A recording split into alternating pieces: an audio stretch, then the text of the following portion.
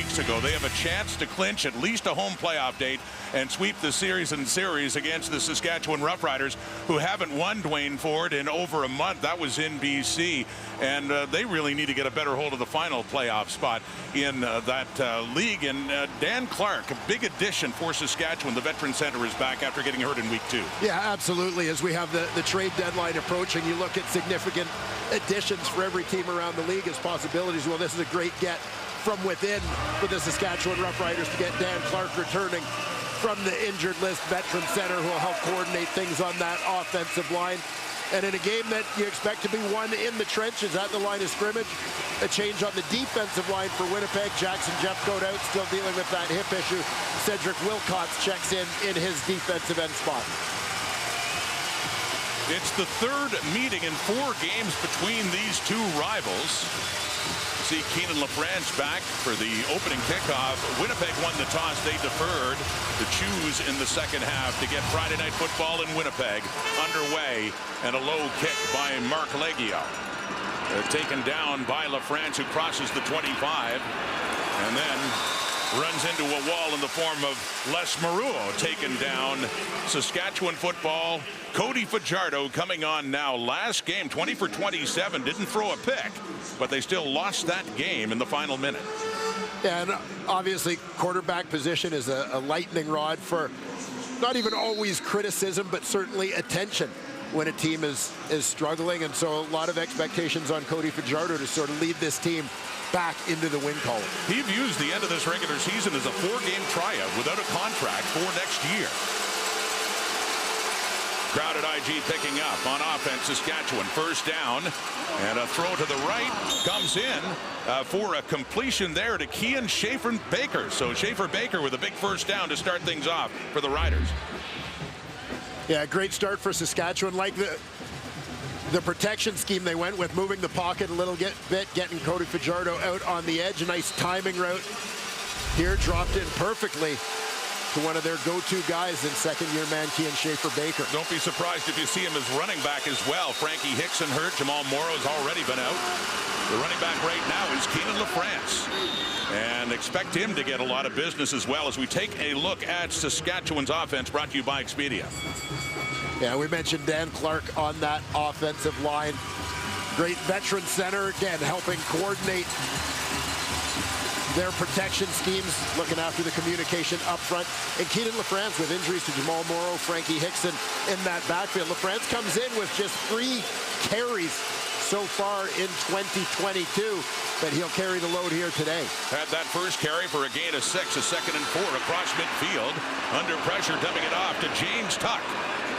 And a penalty flag did come out back in the Rider backfield. Might negate this first down by Tuck.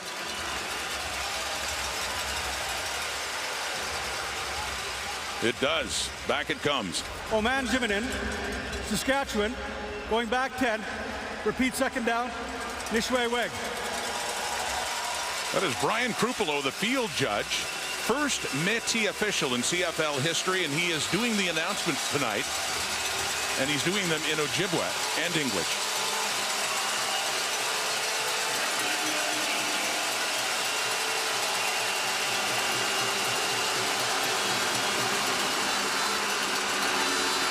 On 2nd and 14, Fajardo escapes the pressure. Willie Jefferson in pursuit and gets it down closer to midfield to LaFrance, but to no avail. It'll be a punting situation for Saskatchewan. Awful lot of pressure there on Cody Fajardo from a 3-man front, 3-man rush from the Winnipeg Blue Bombers. Again, 2nd and long situation.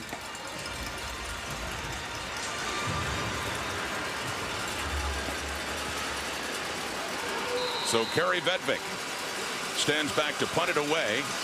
The Bombers await getting the ball for the first time in this game. It is Janarian Grant, the lone one back, waiting for it for Winnipeg, and receives it inside the 10. And a good tackle on special teams. Gary Johnson in after a 5-yard return. On comes Zach Collaros. Friday Night Football early in Winnipeg.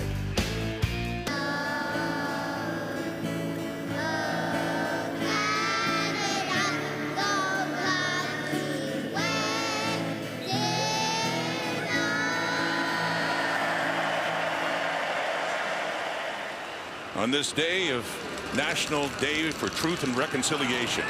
National anthem sung by those students in Ojibwe before the game. Back here in Winnipeg, and the Bombers have the ball. And Brady Oliveira had it there. Zach Collaros coming off a rare loss in his time with Winnipeg. Yeah, and you know, Zach, we all know about the culture of accountability in Winnipeg, and certainly Zach a big part of that, feeling that he needs to be better. A game in which they struggled with turnovers in the loss in Hamilton prior to that bye week. They've had a couple weeks to stew on it. We'll see what we get out of this Bombers O tonight. 2nd down and 9. Airing it deep. Had a man, Rasheed Bailey. Derek Moncrief was with him. And it falls incomplete, out of bounds, and 2 and out for the Blue Bombers. And obviously a lot of conversation about Derek Moncrief and his ability in that nickel linebacker spot to do so many different things. And here you have him from that spot, running step for step, making a play on one of the top receivers in the Canadian Football League in Rasheed Bailey. So there are 2 back to receive this punt by Mark Leggio. Mario Alford and number 4, Kyron Moore. Brought a little heat. Leggio gets it away. Heads down to Alford. At his 50, across midfield. The ever-dangerous Alford. And around the edge, and he finds it. And up the sideline he goes for a great return to set up Fajardo in that Rough Rider offense. Well, this is the kind of boost that the Saskatchewan Roughriders offense is going to need from special teams, giving them that short field to work with. Alford, so dangerous in the return game since coming over from Montreal. Fans will, of course, remember his return for a touchdown in the Banjo Bowl a few weeks back. And that was a 30-yard return. 1st and 10 from the Bomber 33 Riders. And straight up the middle. It's Keenan LaFrance, the starting running back for Saskatchewan. How about that Winnipeg defense? Yeah, and we mentioned off the top, without Jackson Jeffcoat, once again his 2nd stint on the injured list. Cedric Wilcox gets the start there. We'll see Shane Gauthier out of Laval a little bit at that will linebacker spot. Tyree Wilson out for the season. Brandon Alexander made his return against Hamilton, a big add, and the free safety spot for the Bombers. 2nd and 5 from the Winnipeg 28. He swings it out to LaFrance, who has enough for the 1st down. Adam Bighill hits him hard. And LaFrance springs right back up again, but a big hit there by the veteran Bomber middle linebacker. Now watch for number 4, Adam Bighill.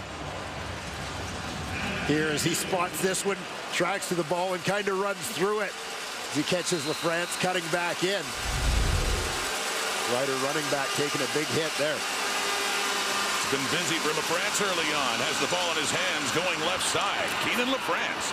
His 3rd carry, as Dwayne just mentioned. He had 3 all season long coming into this game.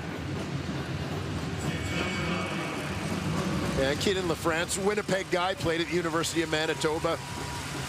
You know, he has had moments as the feature back, particularly early in his career in Ottawa. Had a couple of big games in that role, but a guy who's been primarily a special teams guy through his CFL career, but injuries put him back in the spotlight here tonight. First Jamal Morrow, and then most recently Frankie Hickson, injured and out. 2nd and 5. A look to the end zone for Shaq Evans, too far. So a field goal situation is coming up now for Saskatchewan.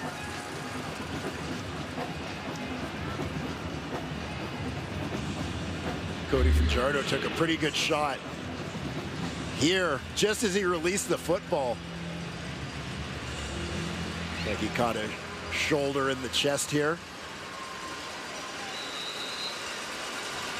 Casey Sales coming around the corner. Be watching Fajardo and the offensive line and the pressure Winnipeg gets. Most sacked quarterback in the CFL by far is Cody Fajardo.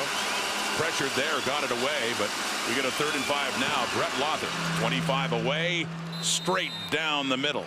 first points of this game, as the Riders try to make it a much different story in Winnipeg than the one 3 weeks ago, and wearing orange jerseys during warm-up in honor of National Day for Truth and Reconciliation. By the way, all of those jerseys will get auctioned off, with the proceeds going to Indigenous children's sports initiatives in Manitoba and Saskatchewan.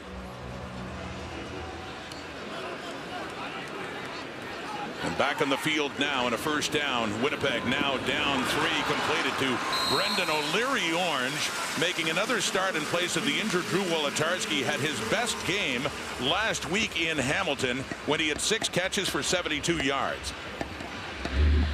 And O'Leary-Orange basically catching kind of a quick screen coming down from the right, looking like he's going to help out in that protection, but just appearing off the edge as an outlet for quarterback Zach Collaros. And 3 weeks ago in the Banjo Bowl, O'Leary-Orange got his first CFL touchdown against the Roughriders in that big Winnipeg victory. 2nd and 2 after his 8-yard gain from their 48. Handing off Brady Oliveira. He's fighting hard to get those 2 yards and move the sticks. It'll be close, but it looks like he has it. We take a look at that Winnipeg offense, Dwayne. And this group winning a lot of games at the line of scrimmage. Stanley Bryant in his 184th Canadian Football League game. That's a whole lot of experience. Dalton Schoen, the rookie who plays like he's got a whole lot of experience, leading the way in that receiving corps. He's closing in on 1,000 yards here in his freshman CFL season. Just 12 yards away, coming in at 988. Remarkable season so far for Schoen. Handing off again, and first down, and a big gain here. Oliveira carrying Mike Edam for a few more yards as he gets it into Saskatchewan territory down to the 35. Keep an eye on the work of this Winnipeg Blue Bomber offensive line. Right tackle Jamarcus Hardrick, as well as left guard Jeff Gray getting a good push, creating that great seam. Absolutely nothing in front of Oliveira as he hits the line of scrimmage here. You know, I look at this Bomber offensive line, 3 guys in that group with over 100, 110 games of experience in the Canadian Football League. It matters. Collaros on the fake, deep into the end zone. Wow. Touchdown, Winnipeg. Rasheed Bailey. And the defending champions strike back quickly.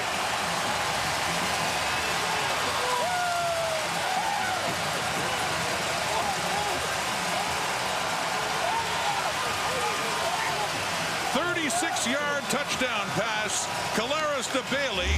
For Bailey, his 6th of the season. Yeah, a couple explosion plays back-to-back here for the Bombers. Misdirection in the backfield with Debsky going right to left.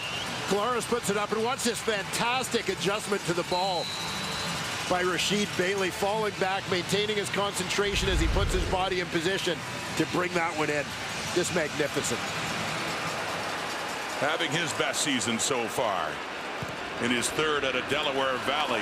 By the way, that catch also put him over the 500 mark on the season in receiving yards. Doing it in style, falling back, hauling in the ball from Collaros, and a 7-3 Winnipeg lead.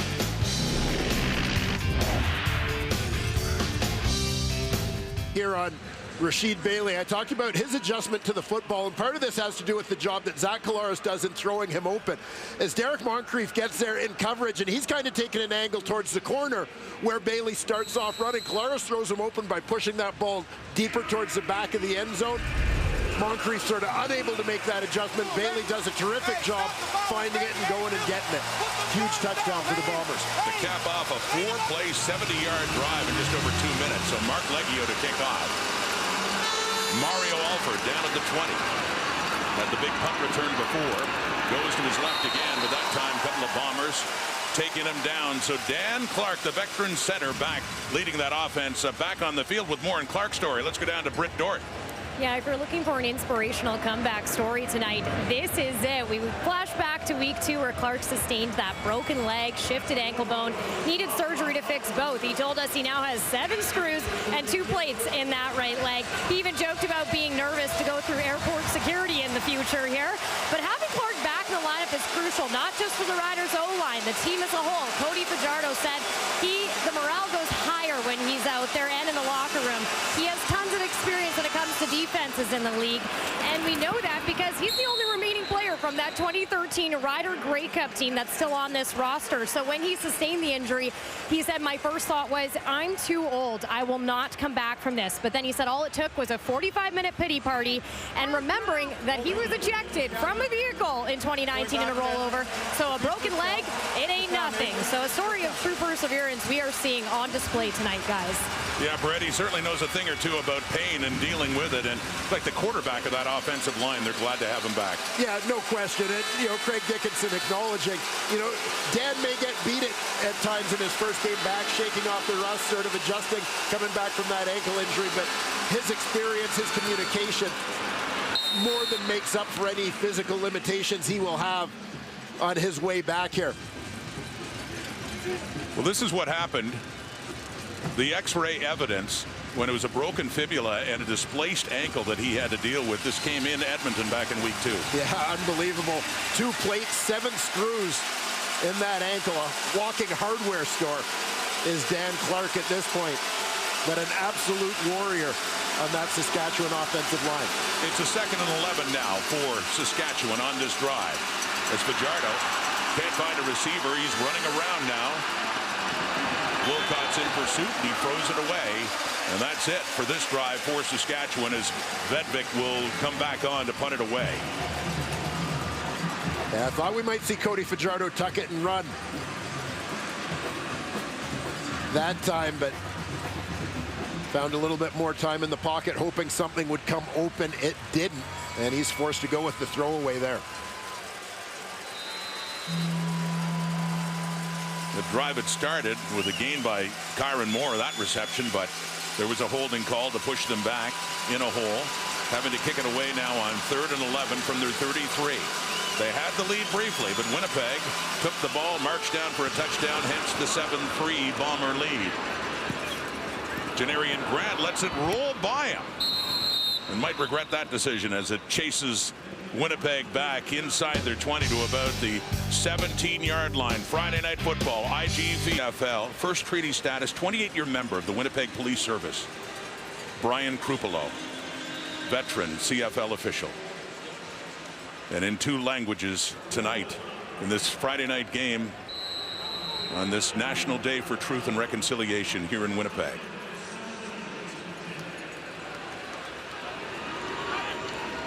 Bombers lead. The touchdown on the last one, the sweep. Nick Dembski. And Dembski, a good gain on first down to get it up to the 25. Look at the Saskatchewan Roughriders defense in this game.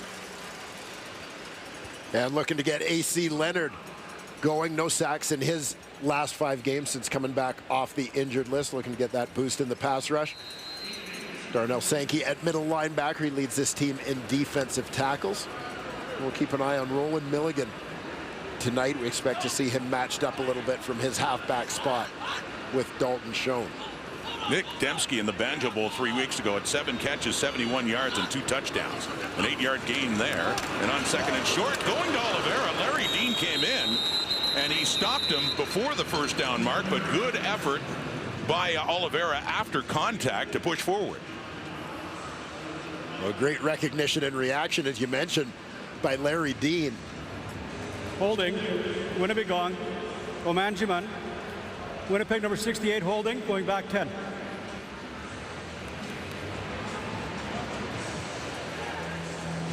So the holding call pushing the Bombers back, negating that effort by Oliveira.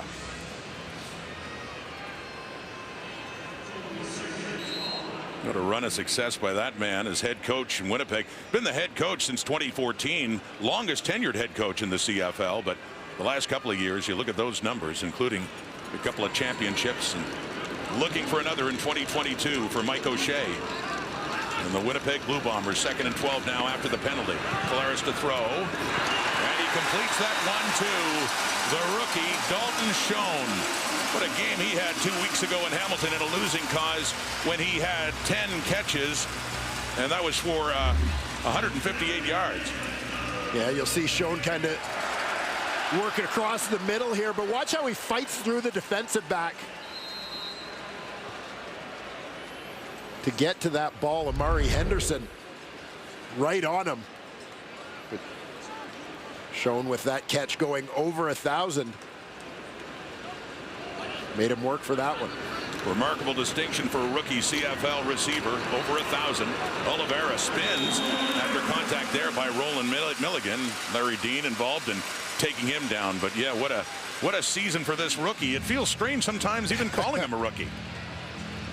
Yeah, it really does as we take a look at the select company of Winnipeg Blue Bomber rookie receivers to go over 1,000 yards.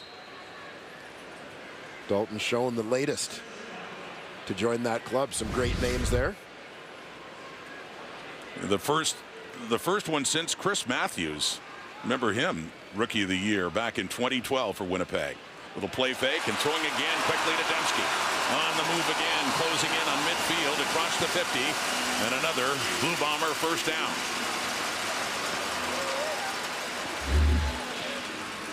Nick Dembski lines up as an inside receiver in this quad set. Into the field. You saw as soon as Moncrief turned to go with that sort of third route on the outside, you could see where Collaros found Dembski's. Buck Pierce, former CFL quarterback, the man calling the plays. And they keep it on the ground. That is Greg McCrae, the running back, who gets it up to the Saskatchewan 52. Across midfield they go. This Bomber offense looking impressive now, Dwayne, after going 2 and out in their first possession. Yeah, and you know, you consider some of the changes to this Bombers offense. We obviously talked about all the guys that departed during free agency. Andrew Harris, Kenny Lawler, Darvin Adams. Significant losses from their skill group, but the depth and versatility they still possess. On the toss to the right, Pete Robertson chasing Oliveira down before he could break away. A flag does come down. Involved with the tackle of Robertson and Oliveira.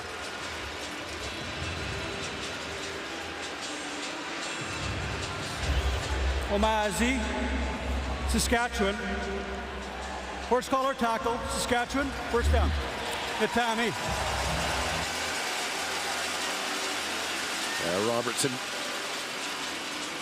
gets in pursuit here, and just reaction as you sort of feel a faster guy in danger of pulling away from you. Right hand, the cause for the flag, as he's right on that nameplate, pulling down the Bomber running back. Winnipeg moves up to the Saskatchewan 33. They have a 4-point lead. It's in the hands of Oliveira again, but nowhere to run. It is A.C. Leonard coming in with a little help from Derek Moncrief at the end, but a good stop for Leonard. Yeah, and you're reminded of the athleticism that A.C. Leonard brings to the defensive line. I mean, this is a guy, obviously a lot of experience on the D line at this point in his career, but has also played as a receiver in this league. Very highly recruited out of high school as a tight end. Played that position in college, but broke into the CFL, remember, as a tight end slot back with the BC Lions. Took him down right at the line of scrimmage, so 2nd and 10, Winnipeg. Scoring range again, pressure in Collaros, who gets it away and completes it. Another first down. Blue Bombers' second catch of the night for Dalton Schoen.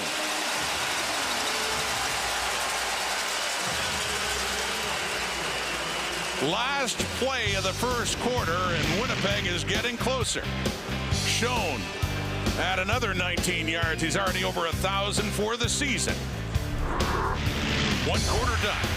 Sharp leading at 7-3 and pressing 4 more points on this National Day for Truth and Reconciliation. You see a lot of orange in the stadium tonight. In fact, for the CFL, being provided with orange Fox 40s and throwing orange flags in this one tonight. But for the game itself, yeah, I mean, Saskatchewan looked good off the, out of the gate, but just the way Winnipeg offensively especially has reacted. Yeah, they sure have, and coming up with a couple of big plays. You think about on that scoring drive, the big run from Oliveira, and following that up immediately with the deep strike 36-yard touchdown pass to Rashid Bailey. The Bombers look like they have not missed a beat, not lost anything in terms of rhythm coming off a loss followed by the bye week. They look like they've just gotten this train right back on the tracks. Coming off a rare loss, just their second of the season. That was on the road in Hamilton. They have lost once here this year in overtime against Montreal. Cavaras into the end zone, and no, that was intended for Rasheed Bailey, who does have the touchdown for Winnipeg in this game, but it'll be second down now.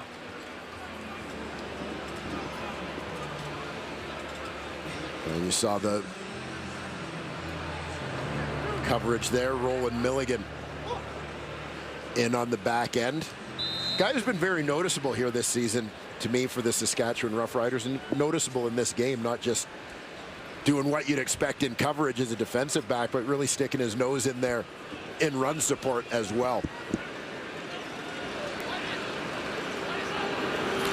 From the Rider 15, AC Leonard can't get to him. Cavaras gets away, rolling to the right, and he completes that to Dembski inside the 10. Nope, they're incomplete now. So field goal team will come on now to see if they can add 3 more on the board. Yeah, Cavaras escaping the pocket here, finds Dembski. He's going to get hit as soon as he catches that football. Mike Edem getting the right arm in there to wrestle that ball away. So Mark Leggio, 27 of 31 on the season. He had that 55-yarder in the Labor Day Classic in Saskatchewan to win it for Winnipeg, and a close one. This one is a close one too for Leggio. In terms of distance, just beyond the 20, puts it through as the Bombers and score in their second straight possession and make it a 10-3 lead.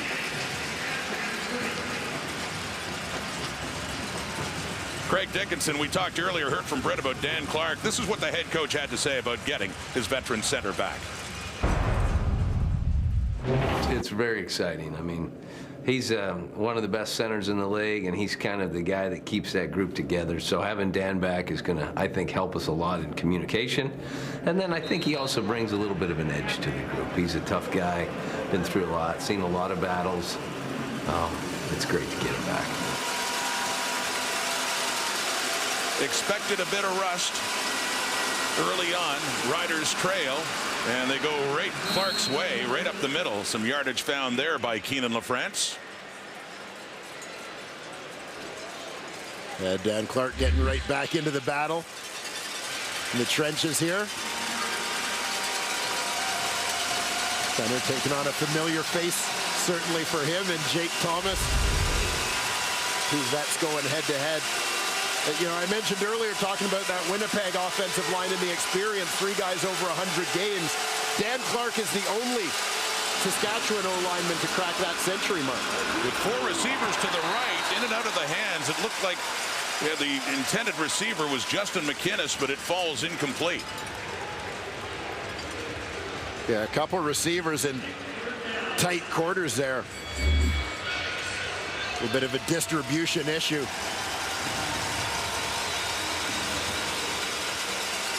You see Moore and McInnes kind of on top of each other, so they'll have to talk that one over on the sideline. Second straight 2 and out, Saskatchewan. Vedvik to punt it away. Janarian Grant, lone man back. Winnipeg's offense, thanks to their D, will be coming out very quickly. That one heads off to the right for Grant to take it at his 25. Nowhere to go. Winnipeg ball Friday night against Saskatchewan with a 10-3 lead. I'm joined by Mike Pyle, CEO of EIC, and Grand Chief Garrison Sidsi. Now, Mike, I want to talk about the fact over 1,200 Indigenous flown in from Northern Ontario, Northern Manitoba, and Nunavut. Why do such a big task? We just think it's super important that we all understand the size of the issue in reconciliation. It's not about government apologies. It's not about 1 or 2 things. It's about each of us. And then once we do that, it's about making a difference. And if you see the look on the face of those kids in the end zone, that's all you need to do for this. Well, Grand Chief Garrison Sidsi, now what can you share about a message to CFL fans on this very important day? Well, today is the day of reconciliation, and reconciliation must happen, and we're seeing reconciliation in action right here before us. It's exciting. Well, thank you so much for what you guys do. Thank you very much. Thank you for having us. Yes, thank you indeed. In those sections, as mentioned, over 1,200 Indigenous flown in through several parts of northern Manitoba for this game tonight. That was Nick Dembski with a 13-yard carry and another first down for Winnipeg. Up near their 40 now. Collaros to the left, completes it. Brendan O'Leary Orange, cross midfield, into the Riders zone at Saskatchewan's 50. First down.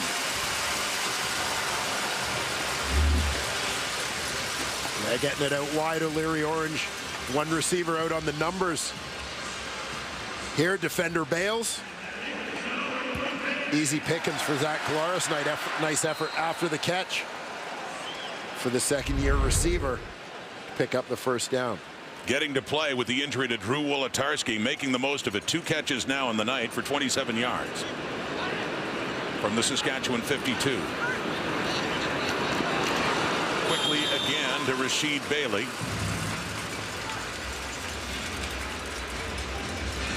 Pickup of 5-6 more yards for Winnipeg.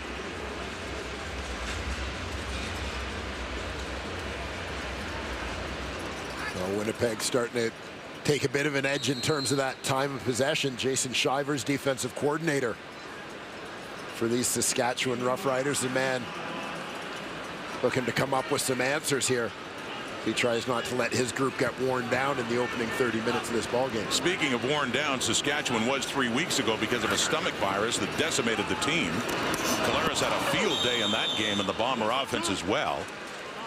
54-20, they won it in the Banjo Bowl, as he went 21-25 for 273, but threw 4 touchdown passes. That must have been a big test for Shivers and Craig Dickinson with a depleted lineup. And Craig Dickinson talked to us a little bit this week about that game and how proud he was of the way his guys battled in that one under very tough circumstances. We see a limited roster and playing against what we know is a real tough opponent. So Leggio, a softer punt. Let's see if he can get it inside the 10. And looks like a nice punt. See where they mark it. That is perfect. Down to the 3. Nicely done by Leggio to put the Riders in a deep hole to start this drive, coming up back-to-back 2-and-outs.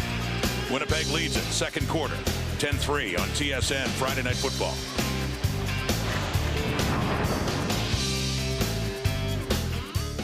Coming off a loss at home against Calgary to take on the Ottawa Red Blacks, who really need to improve after they struggled against the Argos, losing to them in back-to-back games, and in desperate need of another victory. The Lions currently second in the West behind Winnipeg, coming up later tonight.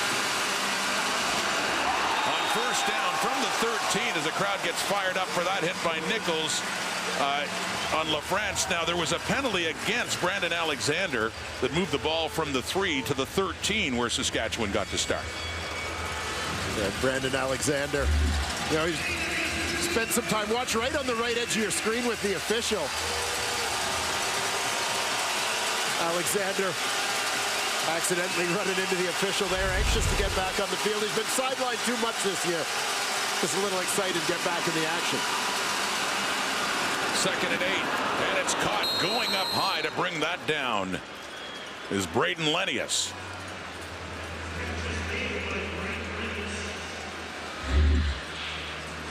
Nice grab there by Lenius, back after spending his summer pursuing an NFL opportunity.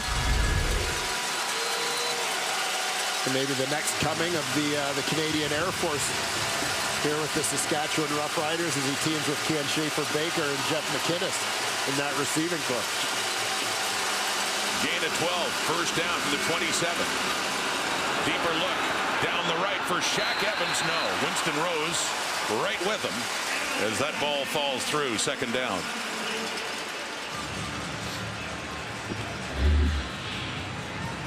Watch right down the rail here with Evans. Saskatchewan recognizing one of the big differences between their toe-to-toe battle with Winnipeg Labor Day weekend and a Banjo Bowl blowout.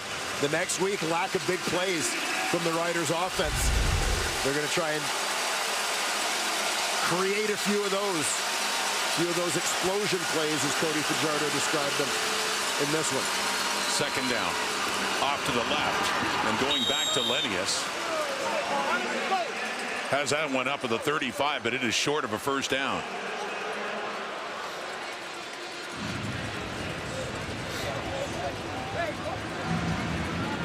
Lenius and Justin McInnes, both early draft picks for Saskatchewan in 2019. McInnes 6th overall, Lenius 15th overall. A year later, they get the absolute steal in Schaefer Baker at number 30 overall in the 2020 draft.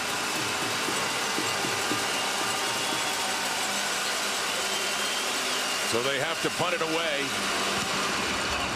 Vedvik does.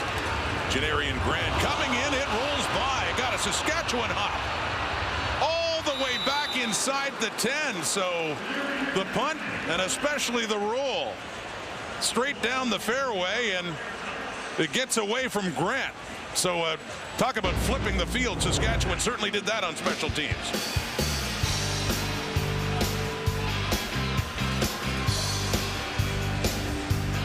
Winnipeg ball deep in their own zone. Number 49 here, JT Hassel. The ball goes off his helmet. That's what causes the weird bounce deep into Bomber territory. But note where Jordan Boley of Saskatchewan is when that ball hits him. Looks like he's within 5 yards when the Bomber player touches it. Bombers are arguing and challenging that this should be no yards against Saskatchewan.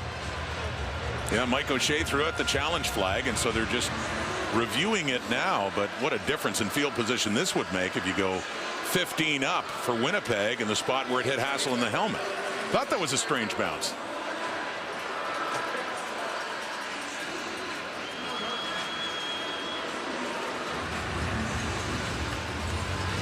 So quite a difference in field position as command centers reviewed it and ready to make the announcement.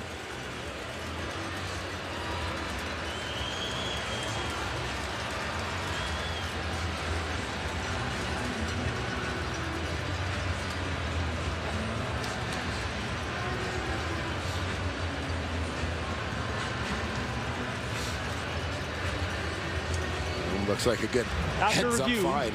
we have no yards against Saskatchewan, number 24. It's a 15-yard penalty. First down. That announcement being made by the referee for tonight, Tim Croker. But yes, quite a difference where it would have been inside the Winnipeg 10. It's 15 yards up from the point it hit Hassel's helmet. It is a 5-yard penalty. 5-yard penalty. 5-yard penalty. There you see. Ball off the helmet of Hassel. Boley just to the right of him there. Determined to be within. And we heard in the background them saying it's a 5-yard penalty, and my understanding was all no yards are 15-yarders this year. Nonetheless, comes up. So an inadvertent no yards call is 5 yards. So nonetheless, much better place to start. Collaros, flag coming out as he dishes that one off to Oliveira across midfield before he is taken down by the middle linebacker for Saskatchewan, Darnell Sankey. But it's coming back. Yeah, flag in the Winnipeg backfield just as that ball is thrown. Winnipeg gong. 10-yard penalty, going back 10 yards, holding Winnipeg.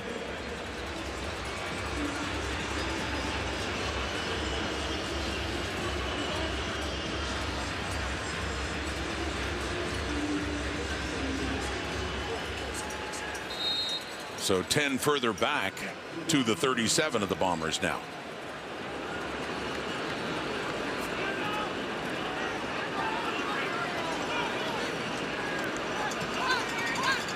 Chance to wrap up a home playoff date if they can get a win tonight for Winnipeg. Collaros complete to Dembski. getting some of it back close to the original line of scrimmage across the 45. Bel Air Direct and the CFL want you to enjoy the game's simple pleasures. Enter for a chance to win the grand prize of an all-inclusive trip for two to the 109th Grey Cup. Back in Winnipeg, Rod Smith, Dwayne Ford, Britt Dort here. The third meeting, all close together between the Bombers and the Riders. They met on Labor Day Monday in Saskatchewan. The Banjo Bowl here 3 weeks ago.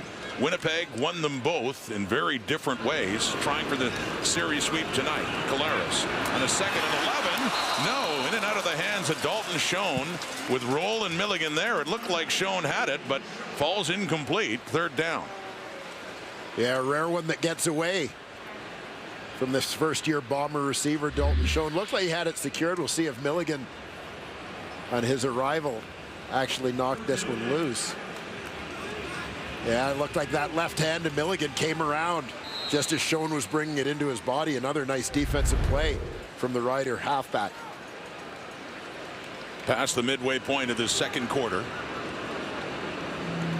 And Mario Alford is the one back to take this punt by Mark Leggio inside his 15. Alford had a big kick return for a touchdown last time. He's got a big return going here, but coming in to make sure he doesn't go any further is the punter himself. Mark Leggio with a big tackle. That's your worst nightmare as a punter, as you see one by one. Makes one miss, makes another miss. About 3 more there. Seemed like almost every Bomber had a shot on him. Mark Leggio, last man back. Nice form tackle there from the Bomber punter, but terrific, much needed return from Mr. Alford, who's had some big ones with the Riders this year for touchdowns and had them with Montreal too. Here's Justin McInnes on the receiving end right at midfield.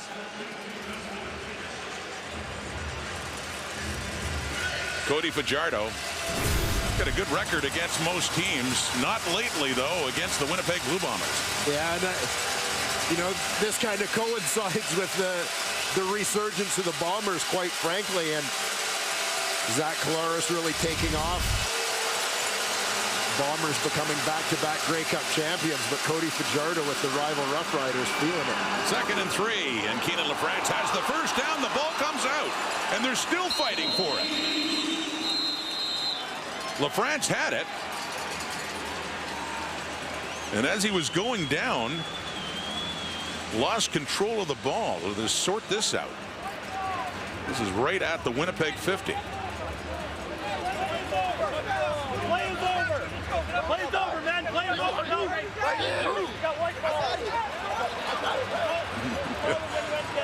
Winston Rose trying to sell it, but calling him down. Saskatchewan ball.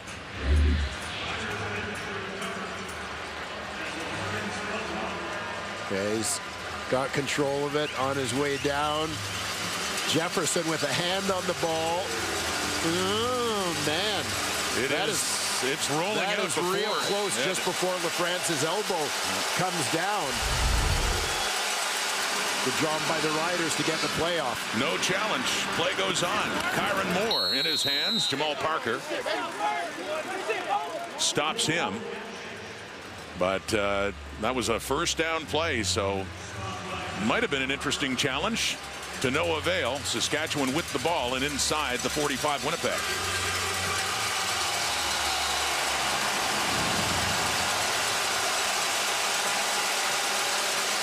The Riders with 2nd and manageable here.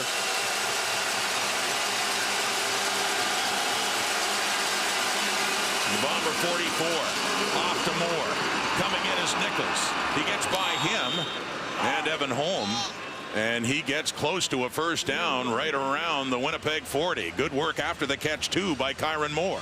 Yeah, I appreciate the patience and poise of Moore in this situation.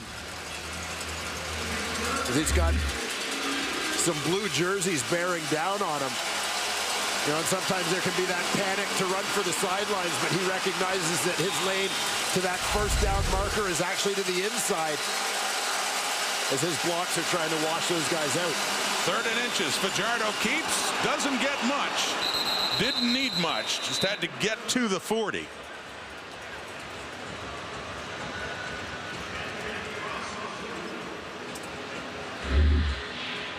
Well, we'll get a great look right here. Dan Clark leading the surge in the middle of that offensive line. As you said, Rod, certainly not much.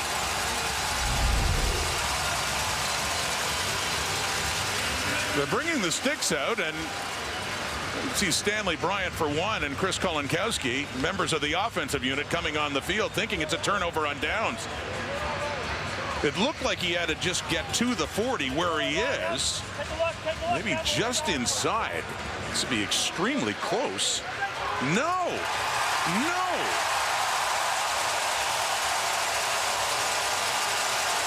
It is a turnover on downs. On the near sideline, the yardage marker had it right at the 40. And you'll see here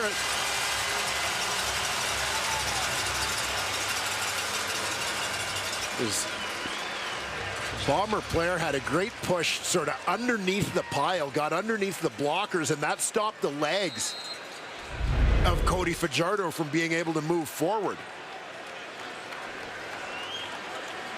So a turnover on downs. Winnipeg with it. Right at their 40-yard line for Collaros. 2:54 on the clock. And now with another chance with Brady Oliveira driving up across the 45 to set up a second and short. As the 3-minute warning is officially given. With 2:46 to go. Bombers leading the Riders by 7. Kate in the panel. Milt Stiegel, a question mark. Dakota Prukop in. The toss to Greg McRae.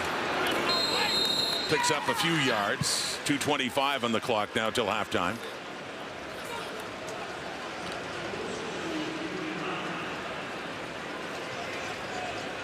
Saw this in Hamilton a couple of times where Prukop would come in. Yeah, a specific package there involving Prukop.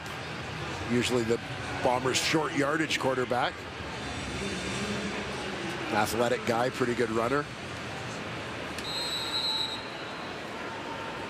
It's a third down, though, a couple of yards shy. So the Riders will get the ball back. The punt from Leggio. Kyron Moore, the returner, waits and picks it up and gets to about the 17 where he is taken down. Jesse Briggs in on that special teams tackle. 2:07 on the clock. And they need a drive. One score game, but down 7.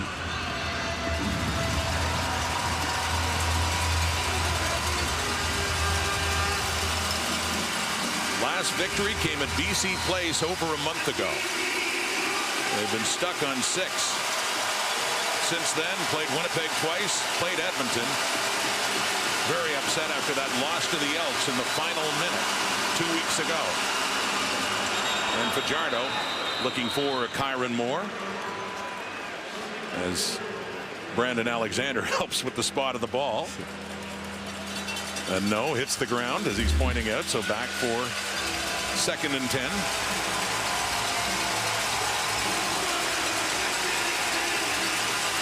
You know, I looked a little bit at the Hamilton Tiger Cats win over the Winnipeg Blue Bombers as something of a template that other teams may try to use in terms of taking on the Bombers.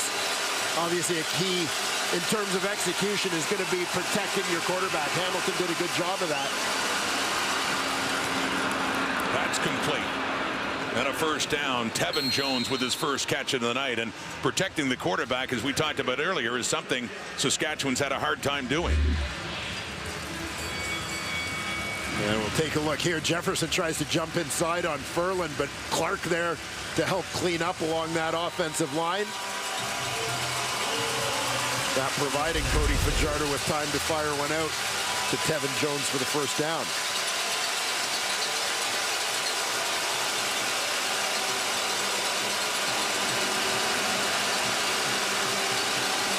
Heading down to a minute and a half on the clock. Off to Moore again. Kyron Moore Winston Rose there after Nichols. Take him out of bounds.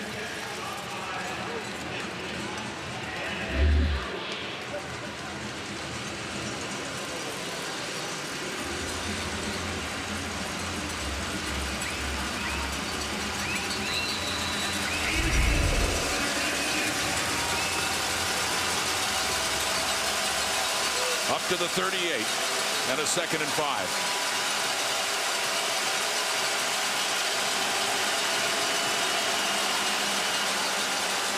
Four-man rush. Deep look right. And it's intercepted. Jones, in some confusion, stopped running. And now it's in the hands of Jamal Parker, who is still going and finally taken down by Lennius. What happened there?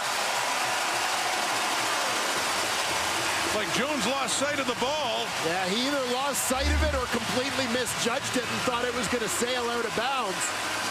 Jones, this solo receiver out there in the middle of your screen.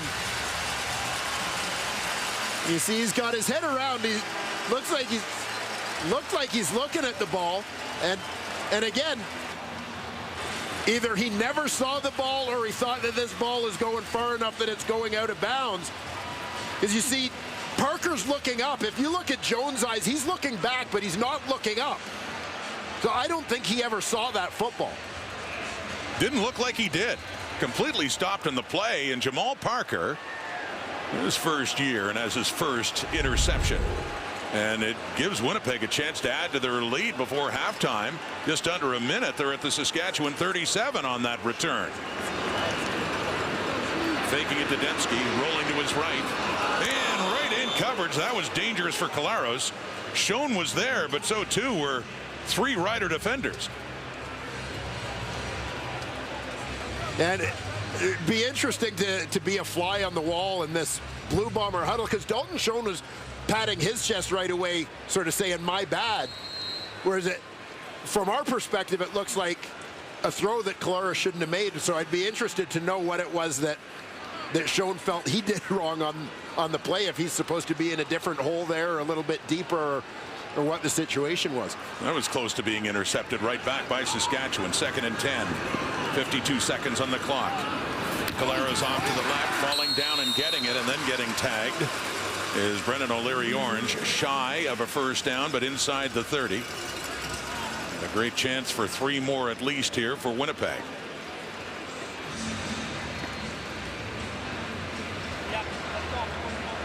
And the spot looks close enough. The Bombers will send out Dakota Prukop and that short yardage team. So based on the spot, actually a little closer than first thought, and they are going to go for it. The short yardage unit with quarterback Dakota Prukop is coming in. So the way they have it marked now, 3rd and less than a yard at the Saskatchewan 28. Clock ticking, under 45 seconds. Prukop easily gets that first down inside the 25. Back comes Collaros, and they'll be looking end zone.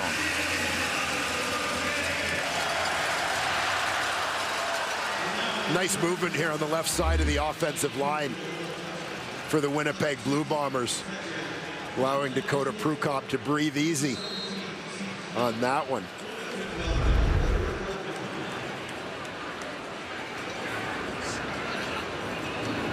.30 seconds to go till halftime, and it's off his intended receiver, Schoen, and it falls incomplete with 25 seconds left.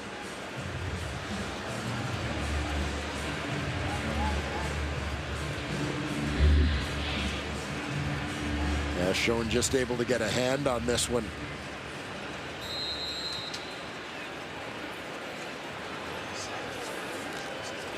Actually, the defender, the only one that touched that, a little bit behind the intended receiver. Jeremy Clark in his 2nd year. So is it end zone or bust here, Mr. Ford? 25 seconds on the clock. Pressure's coming. Takes a look to the end zone for Dembski. Touchdown, Winnipeg.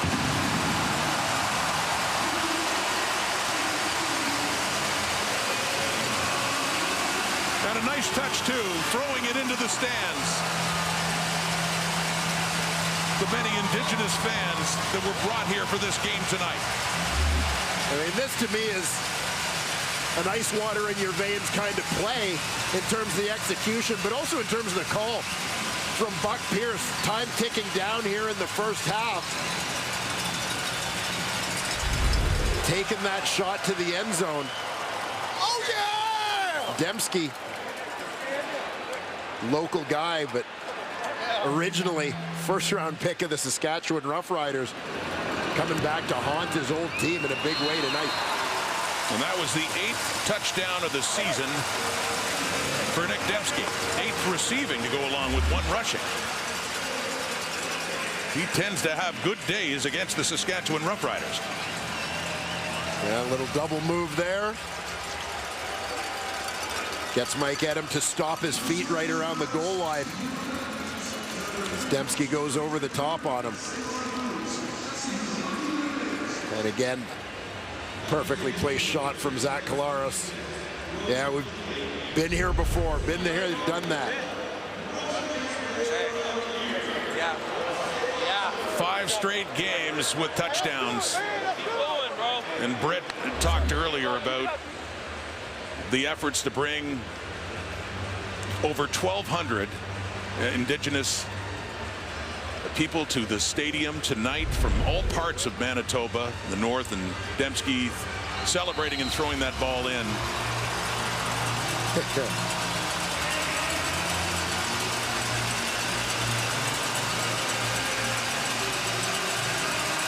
Great scene here tonight at IG Field. So 17-3. And the ball comes loose from Jones, who's had a bad couple of minutes here in this game, but does pick it up. 13 seconds on the clock. Could have been a bigger disaster for Saskatchewan had they turned that over with 13 on the clock. Yeah, Jones takes that one off the body.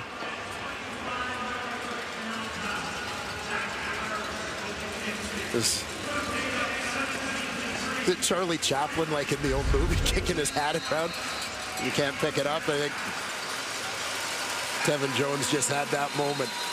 Gets a little talking to from his head coach and special teams coordinator Craig Dickinson. Yeah, and I'll tell you what, every player, particularly skill position guys handling the football, at some point in your career, you stick around long enough, you'll have those moments and those stretches. It's all about how you recover from them. We'll be watching for that from Tevin Jones. Well, not quite the same as the Banjo Bowl, but like then, Winnipeg very much in control here at IG Field. Winnipeg leading Saskatchewan by 14. Here's Britt Dorton now with Riders defensive end AC Leonard. AC, how do you guys evaluate the defensive efforts in that first half? I mean, I feel like it's been okay, but I feel like we can turn it up a little more and be more assignment sound. What do you think is key to keeping Zach out of rhythm in that second half? I think everybody just doing their job, everybody just playing hard, fast, and physical, and we'll be all right. All right, thanks so much. Well, thank you. What really hurt, the Collaros touchdown pass to Nick Dembski, aided by an interception late in that first half. Cody Fajardo intended for Tevin Jones, who lost sight of the ball or gave up on the play, and it ended up being picked off by Jamal Parker. But that, Dwayne, is probably the biggest swing in this game so far. Yeah, it really has been. I mean, from a momentum point of view, it has certainly seemed like Winnipeg has carried the play, but a game still very much within striking distance. 2-score football game for the Saskatchewan Roughriders. They've had some nice breaks in the return game from Mario Alford. They just need to try and take advantage of some of the field position he's provided, should he be able to continue that. And instead of taking the ball, the Bombers want the breeze in the fourth quarter. So Saskatchewan will start the half where they started the game with the football. Alford on the return. So on comes Cody Fajardo, 12 for 18, 101 yards, and that 1 interception. Still looking for some big plays. Again, part of the discussion, part of what was lacking. You know, and one of the things that can help kind of tame an aggressive defense a little bit Here we go on first down. Fajardo tries to run himself. He had said to us earlier this week he may consider running more often, even though he does have that knee injury with a brace, just because of the running back situation with Frankie Hickson now joining Jamal Morrow on the injured list. Yeah, and I thought we might see whether Fajardo or getting the receivers involved. You know, I saw Schaefer Baker used in play action once, a fake to him, but he didn't carry the ball. But that they might look for different ways to run the football, knowing, taking nothing away from Keenan LaFrance, but just to take some of the load off of him. Throwing it second down, completing for a first to Kyron Moore, who gets it up across the Saskatchewan 50. His fourth catch of the night. Yeah, you'll see Moore come into the picture from the right side of your screen, working across the middle. Adam Bighill deep, comes up, tries to make the hit. Like he hurt his right arm a little bit as Moore kind of ran through that reaching tackle. It'll take more than that to get Adam Bighill off the field. Up near midfield now. The start of the second half, and a deep look here. Fajardo for Schaefer Baker, who has it. Biggest play for the Rider offense in this game, as Kean Schaefer Baker is down at the Winnipeg 20. Yeah, great shot here from Fajardo. Schaefer Baker, top right corner of your screen, working towards that corner against Evan Holm. Ball on the money, another big catch for the former Guelph Griffin. Spot the ball at the 22 after a 38-yard gain. Fajardo steps up, takes off, slides. And so Fajardo running again for the second time in this half. If he couldn't find a receiver downfield. Take another look back at the route here by Kean Schaefer Baker. A little stem to the inside, create some separation outside. He goes and gets it. The pride of Mississauga, Ontario. The Guelph Griffins. 2nd and 5 of the Winnipeg 17. It's bobbled off the snap, and they do lose it. It's Winnipeg's ball.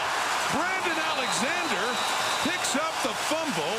Got bobbled by Fajardo on the shotgun snap, and that's the third time that they've turned over the ball in the night, and the center Dan Clark, who just came back, is injured for the Riders, limping off the field.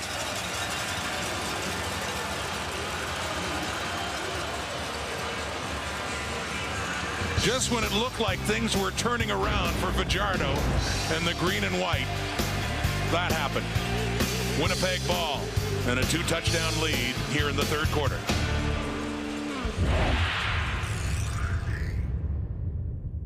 And here you'll see that last play, the fumble. My initial thought was that Cody Fajardo might have been looking at Brandon Alexander, the free safety who had sort of come down into the box. Looked like he was going to blitz.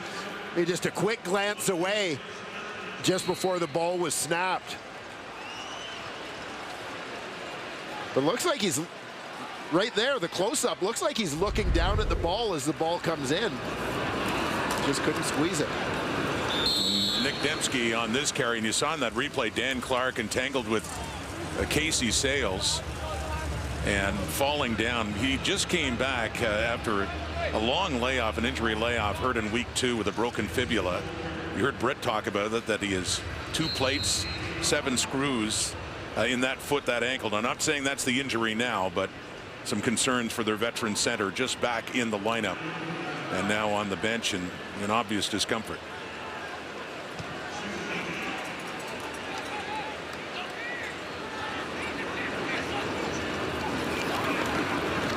Blitz coming. Collaros gets it away, and it's knocked down nicely by Derek Moncrief in coverage there on Dembski. So Logan Bandy, who had filled in most of the way with the Clark injury since week 2, and is getting set to go back in with the injury to Dan Clark, who remains on the bench. The rookie out of the University of Calgary, who was really thrown into the fire after the Saskatchewan game, late in that game, and then in Montreal got his first CFL start and had been their starting center the rest of the way until tonight.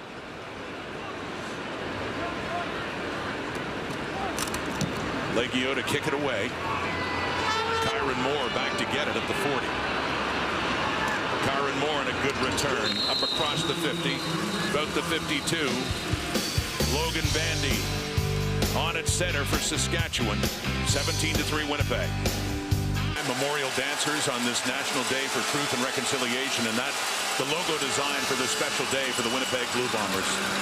So a first down, and coming back to the ball, Kyron Moore slams his hand down in disgust, not getting as many yards as he'd hoped to on that play. Yeah, Moore just losing his footing as he tried to elude the defender at the line of scrimmage.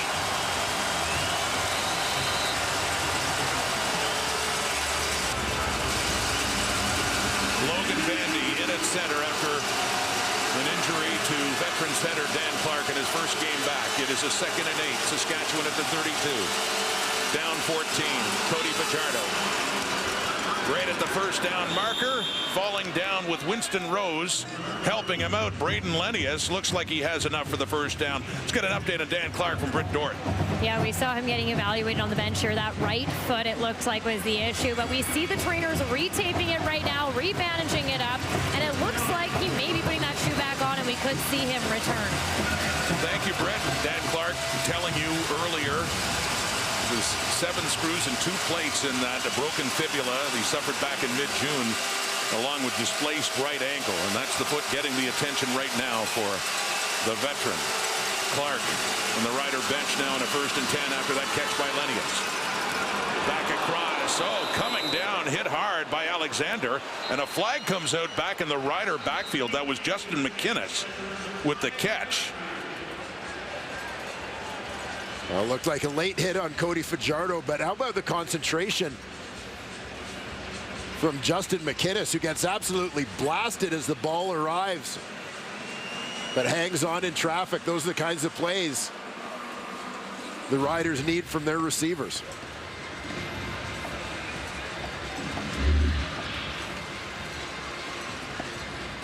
It was Ricky Walker who's flagged with the late hit. Unnecessary roughness. Winnipeg. First down, the time 8. Just on that replay, saw Casey Sales push him, but then into Ricky Walker, where the penalty was earned. So despite that turnover earlier in the fumble by Fajardo, Saskatchewan's on the move, still early in this second half, inside the Winnipeg 40, thanks to the big play by McInnes and the penalty. And off to the left, complete to James Tuck.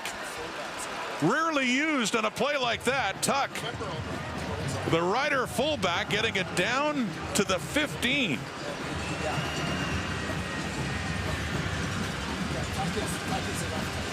First year in Saskatchewan. He played with Edmonton before, product of York. James Tuck. Yeah, keep an eye on Tuck, who lines up as the tight end there. Alberto Wachu, the other fullback in the game here. He comes into the protection. Tuck releases right down the seam. Again, fullback, tight end, often forgotten in pass coverage, expected to be a blocker. Back to Moore, inside the 10. Evan Holm taking him down, closer to the 6. You know, Rod, I go back to that template we talked about a little bit from the Hamilton Tiger Cats. Felix Garan-Gauthier. Yeah, Felix Garan-Gauthier getting more touches in that game than he had in his career. James Tuck had a catch in the first series of this game for Saskatchewan, called back because of a penalty, getting another one here. But I'm seeing that element of what Hamilton did being used by Saskatchewan here and having a little bit of success. Dan Clark is up and watching and seems anxious to get back in the game. Quickly! Oh, for Schaefer Baker.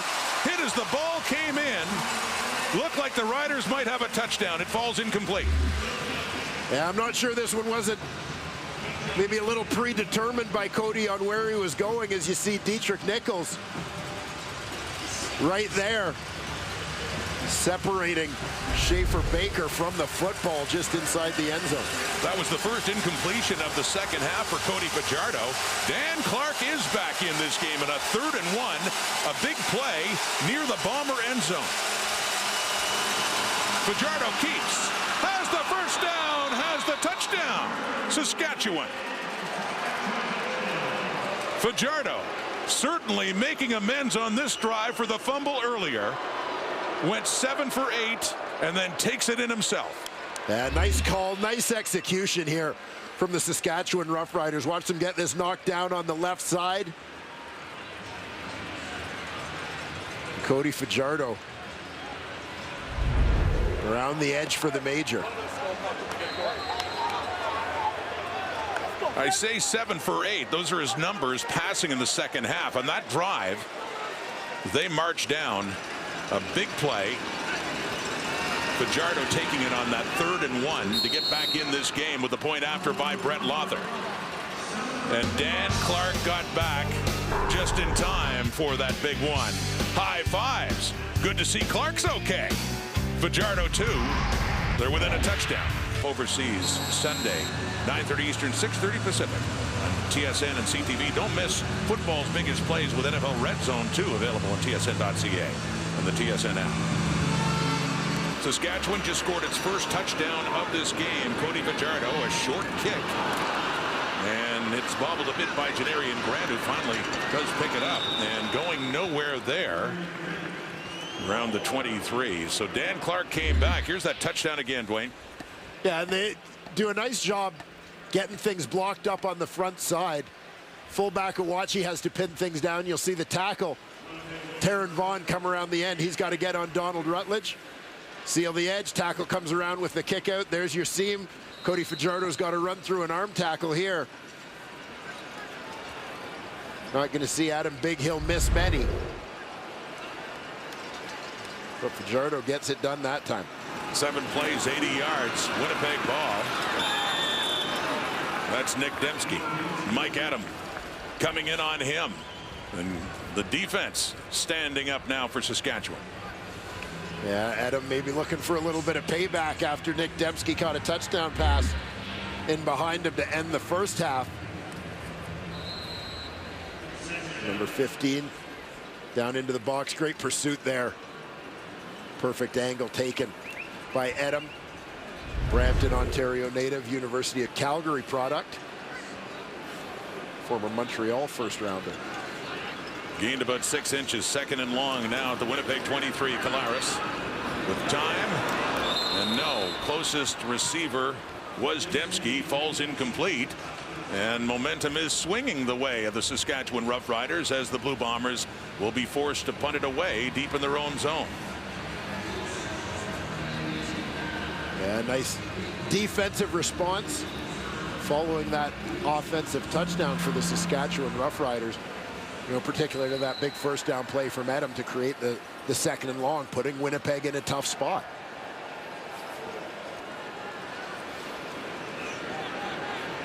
Legio back at his 10.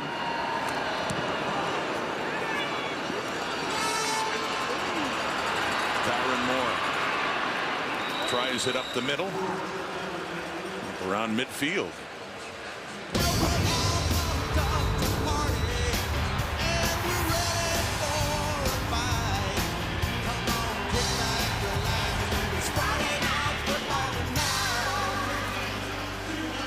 Dwayne Ford's favorite game show, Friday Night Football. 25 years of us on Friday night, so we do a trivia question.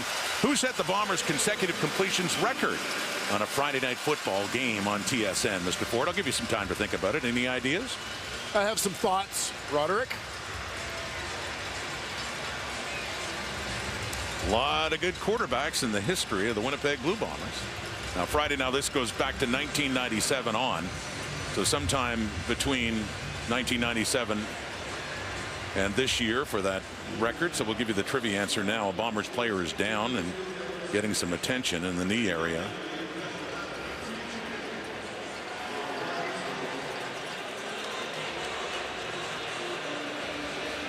It is Malcolm Thompson, special teamer, backup defensive back.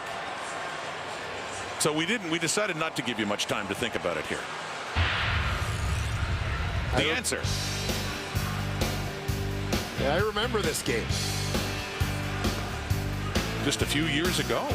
Saw Lucky Whitehead, by the way, back in his Winnipeg days. But that is Matt Nichols. 19s are wild here. 19 completions on Friday, July the 19th, 2019.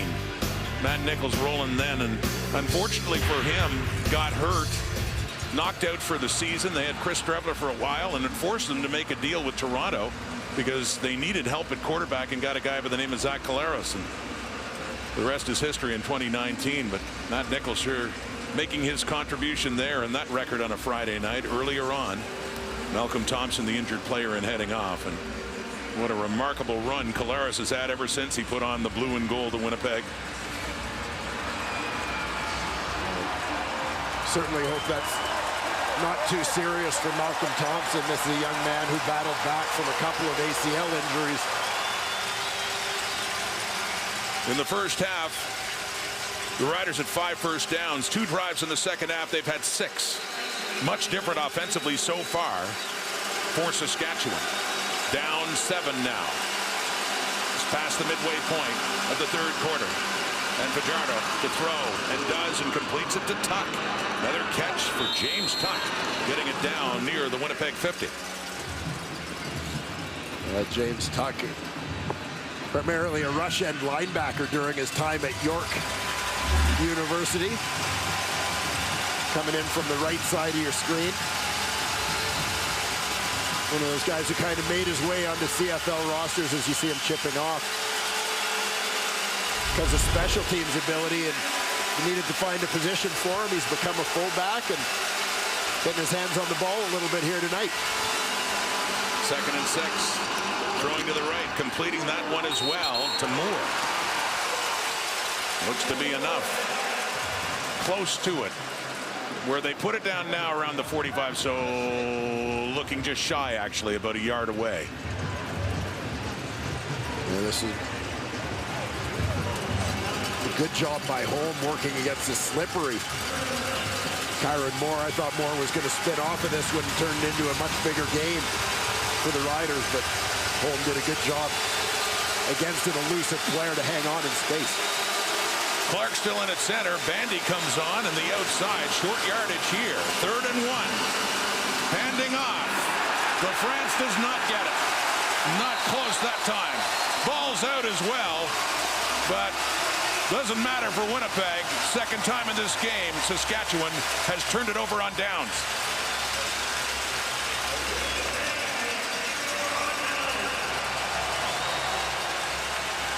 Unlike the last time, no doubt this time, they did not get that first down as Keenan LaFrance still down. Which is a concerning sign in itself for the Saskatchewan Roughriders, the only running back on their roster tonight.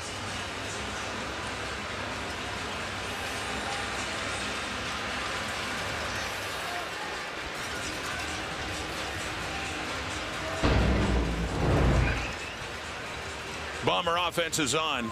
Rider defense too. And this is why. 3rd down. No first down. Shown what he knew about the CFL. He said he didn't know any of these teams, let alone, quote, who were the good ones. The Kansas State alum said he was a walk-on tryout in college. He had 2 seasons where he didn't even play, but he said he used that adversity when he came to this team. And there were 27 receivers that were trying out. We asked him, well, what's the key to success this season and what you're seeing so far? He said it's being ready for every opportunity at any given time. And he said this locker room is one of the best he's ever been a part of. Oh, what a story he has been to, Brett. 2 catches, 33 yards tonight. That first one, though, put him over 1,000. First Bomber rookie receiver to get over 1,000 yards in 10 years since Chris Matthews in 2012. Along the ground that time for Winnipeg. Dalton Schoen, though, and last week, Dwayne, he put on a show, even in a losing cause, when he caught 10 passes for 158 yards, as Winnipeg made it interesting for a while against Hamilton. Yeah, Schoen, his entire season to me has been so impressive, so remarkable. You know, we had a great chat with him this week, and he talked about adjusting to the CFL game and, you know, picking the brains of the veterans around him. He said his locker in camp was next to Drew Wolotarski. He asked him a ton of questions. Looking to the right here and intended for Brendan O'Leary Orange. It's Amari Henderson with him. It falls incomplete. It'll be 3rd down, Winnipeg. But, you know, Schoen's entire vibe, like you talk to this guy and there is nothing about him that comes across as a rookie. No. Very professional, very mature in his approach. And I remember Mike O'Shea saying it to us before the season opener. Talked about Schoen's professionalism and how that stood out. 10 receiving touchdowns. That puts him in a tie for first in the CFL with Dominic Rhymes, who we will see later on tonight, part 2 of the doubleheader. Rhymes and the BC Lions up against his old team, the Ottawa Redblacks. Winnipeg is punting. Mark Leggio, Kyron Moore is back there again, and he takes that one out of the air and gets up around the 25. So Saskatchewan's defense has been much stronger here in this second half so far. Well, I want to look back at the stuff on the short yardage play. You're going to see Evan Johnson.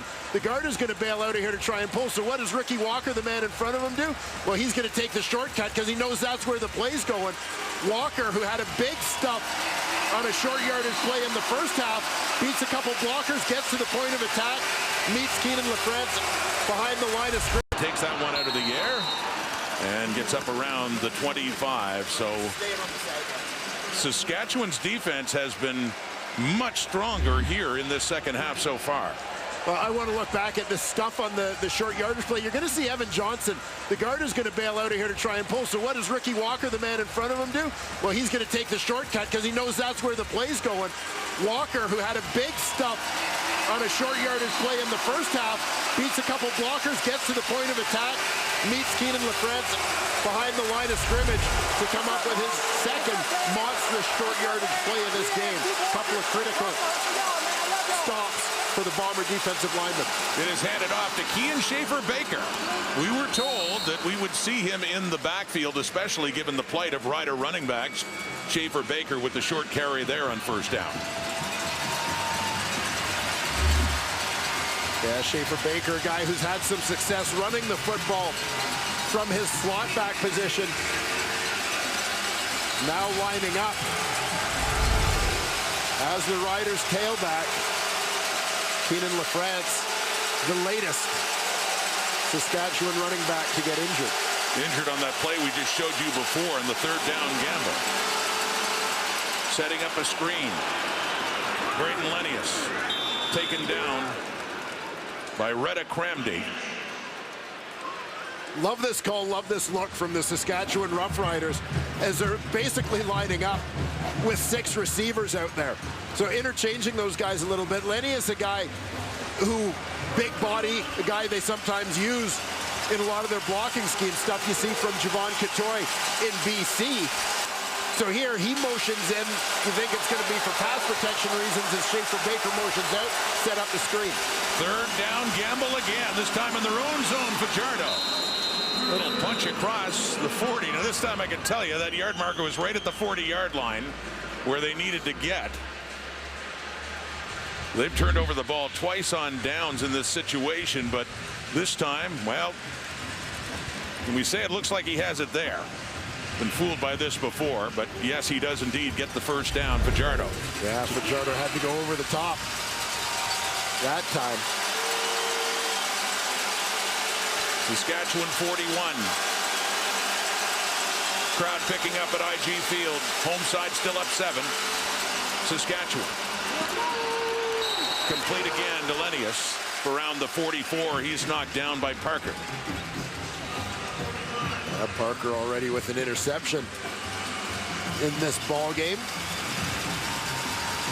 Stepping up from the back end with a nice hit there as you see the Bombers defensive coordinator, Richie Hall.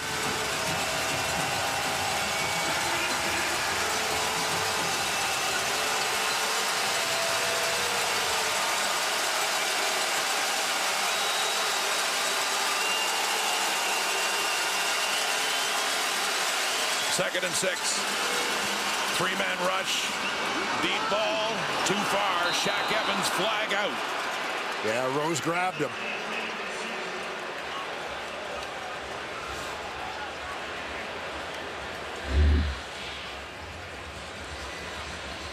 See, Rose starts off with inside leverage, but as Evans beats him to the inside, Rose grabs to avoid getting beaten to the post. Winnipeg Gong, number 30. First down. Natami. Winnipeg. Pass interference, number 30. First down. If you weren't with us earlier, that official is Brian Kupalo, the field judge. And on this day of truth and reconciliation, he is a Métis. He is doing the officials the penalty announcements in both English and Ojibwe. Doing an excellent job. Brian Kupalo, 17-year veteran CFL official.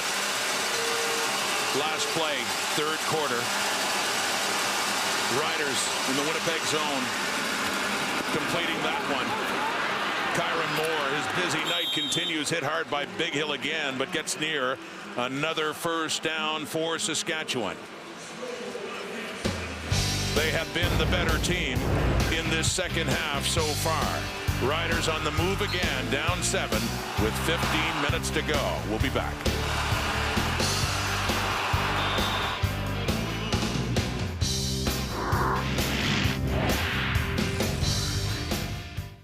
Anyway, favoring Saskatchewan as they've closed it within a score, Dwayne. Yeah, and they did a nice job because they had to overcome some adversity to get to that point. They got themselves down in scoring position, and they had that Fajardo fumble, but able to overcome that, bounce back from that, come back with a touchdown. Now going into the fourth quarter, they've given themselves a great chance in this ball game just through that perseverance. You seem taller to me. I'm growing. I'm a growing boy, Rod. I was sitting on a stool. Fourth quarter begins. Oh, Saskatchewan needs to come back, and they need to find a way to win a game in Winnipeg. It has been a while. Stuck on 6 for over a month. Fajardo starts the fourth quarter, hanging on to the ball on that first down. It'll be second and long. Yeah, it looked like a cold quarterback draw. Here, just looking at the QB action from Fajardo. The things closing down quickly. Might have been a little bit of a lane to the right side for him, but limited to just a 1-yard gain. We said Fajardo views this final stretch of the season as an audition for next year. He's without a contract, and he's heard the rumblings. He throws it off to the right. He completes it to Moore. First down inside the 25. Saskatchewan on the move. Well, as you look at some of the veteran receivers for the Saskatchewan Roughriders, Kyron Moore lining up on the outside here. Double move, then back to the football. Moore doing a nice job after the catch. Just always battling for those extra yards. They're just hoping they can get Shaq Evans on that same page. 170 to 8 in net yardage for Saskatchewan in this second half. Faking the handoff, forced to take off. Fajardo gets the edge, and Fajardo just bumped out by Winston Rose, but near another Saskatchewan first down.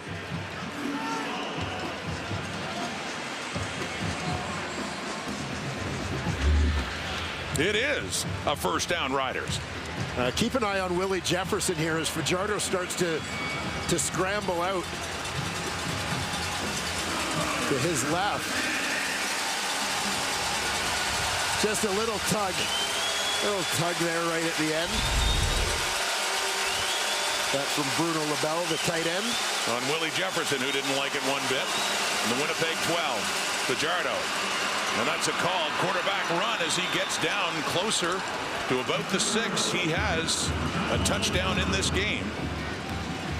On a 3rd and 1 at the other end in the third quarter. Well, notice here in the second half, as Saskatchewan's had that Winnipeg defense out on the field a little bit more. Get those guys trying to redirect after rushing upfield. That's creating some opportunities for Cody Fajardo in the run game. They were down 2 touchdowns. They have a shot now to get back tied in this game.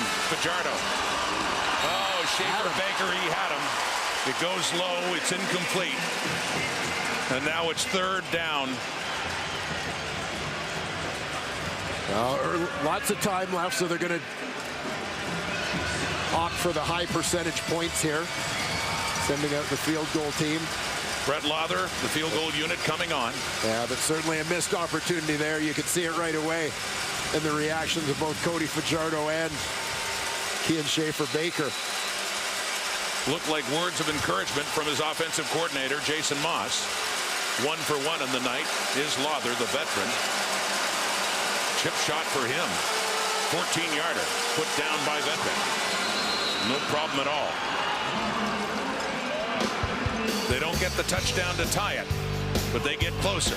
A 4-point game now. Friday Night Football in Winnipeg. Nothing this second half. 3 2-and-outs, only 8 net yards. Quite a change from the second quarter when they were rolling. Got to get it going again. Saskatchewan's got the momentum. That'll help. Dalton Schoen inside the Saskatchewan 45, just like that. And Schoen has another big catch.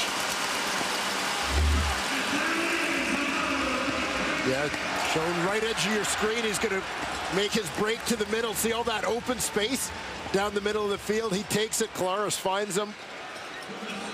And these two guys didn't take long to get on the same wavelength this season. A connection that has just continued to grow for the Winnipeg Blue Bombers. Right down to the 42, Saskatchewan. They can turn things around quickly. And how's a look to the end zone for Dembski again? Just 2 plays. And now 2 touchdowns again for Nick Dembski.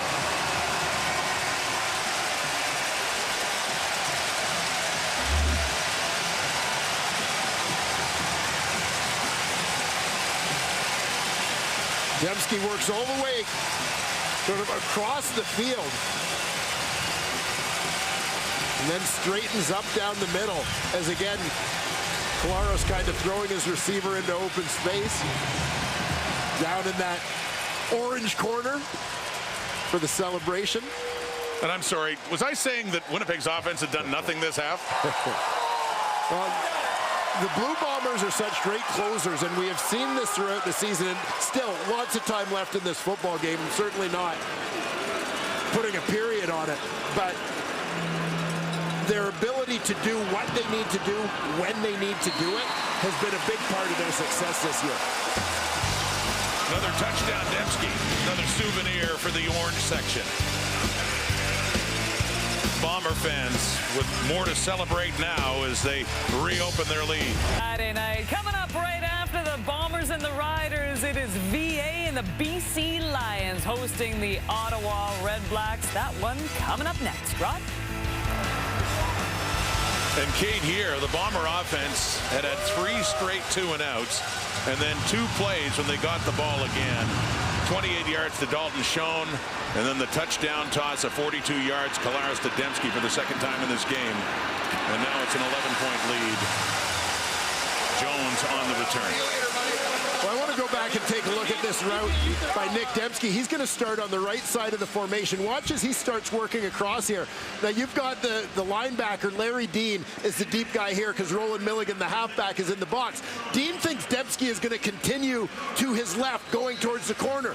So watch how he's backpedaling. He's turning because he thinks that Dembski is going to keep going this way. He turns. Dembski breaks back to that space in the middle of the field that's now wide open. Zach Collaros puts some air under it. Dembski keeps running. Second touchdown of the ballgame. And he had 2 against the Riders in the Banjo Bowl 3 weeks ago. Fajardo facing the heat and has to get rid of it.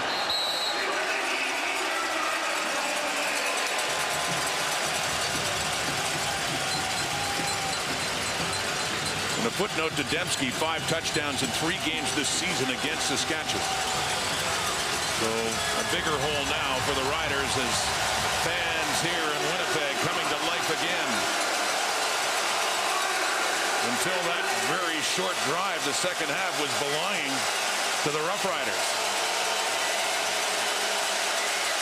Big possession now on 2nd and 10, nearly intercepted. Adam Bighill nearly had a souvenir.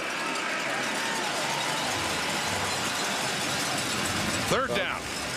It's one of the things about Adam Bighill that has impressed me throughout his career is if you were to chart where on the field he makes his plays, honestly, all over the place. a guy who can do this sort of thing, dropping into coverage. You'll see him making tackles behind the line of scrimmage. In times in his career when he's been asked to get involved in the pass rush, he'll come up in a high number of sacks. Running in quickly as Grady loses the handle in the ball. And the shorter punt there by Vedvik. And fortunately for him, he's able to get his hands on it again. So Winnipeg ball. Last time, Nick Dembski, the second touchdown of the night. What a night he's having. Well, that time catching Mike Edem with a little move at the goal line this time. And a nice route working against Larry Dean. A little misdirection. He's up to 9 receiving touchdowns. One behind his teammate Schoen. The couple more tonight.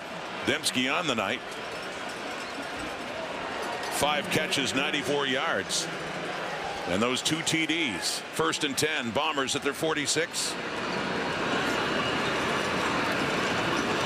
Collaros.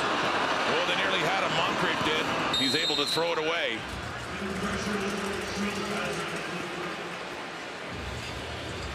A reminder 3 weeks ago about the day that Nick Dembski had here in the Banjo Bowl.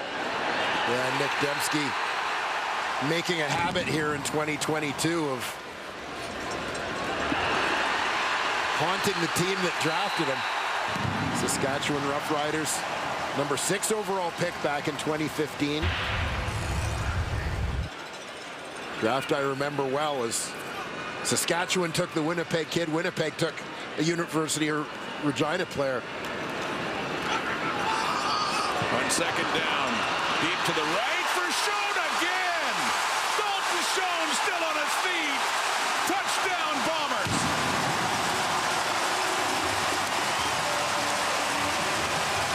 And just as Dembski was getting close and receiving touchdowns, Schoen moves further ahead again.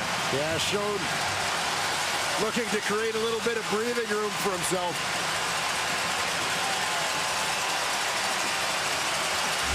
So again, let's talk about the Winnipeg Blue Bombers receiving corps.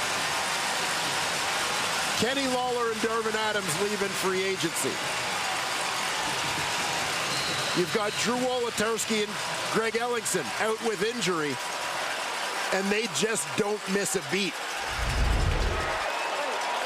Guys step up, make plays. And Dalton Schoen starting to put a stranglehold on that Rookie of the Year award, huh? Moves ahead in receiving touchdowns. He has 11 now. Number 11. That Bomber offense works quickly. They find the end zone again and increase their lead. The widest receiver on this play. He's got the running start. He talked to us this week about using that waggle, and you see the jump he gets. Puts Amari Henderson in chase position, and it's like Henderson is sort of still recovering as the ball is arriving, whereas Schoen is in position to play the ball. Henderson's not yet, because he's chasing. Schoen wins the battle at the point of that football, makes the catch and takes it to the house. 31-13 now. Jones on the return, and for Collaros' last 3 completions for 134 yards total. Mom, Dad, thanks for watching. Mason, happy birthday, big bro. I didn't have time to get your present, so I got this for you, bro. For Big Brother, interesting guy, Dalton Schoen, 25 years of age, a walk-on at Kansas State. Talked about that story and how he's always battling the odds, it seems, and coming up here in his first year and not looking like a rookie at all. Going over 1,000 yards receiving earlier in the night. Wilcox couldn't get to Fajardo. He sneaks away, and he's able to get rid of the ball deep downfield. 2 receivers there, including Schaefer Baker with his second big catch of the night. Down the right side.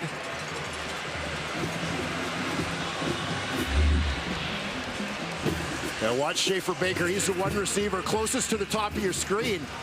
here, and you're going to see two receivers end up in pretty close quarters here as Lenius goes deep here as well with Fajardo on the move. So that one to Schaefer Baker all the way. Big catch. Fajardo takes off and goes down, picking up about 5 down inside the 15.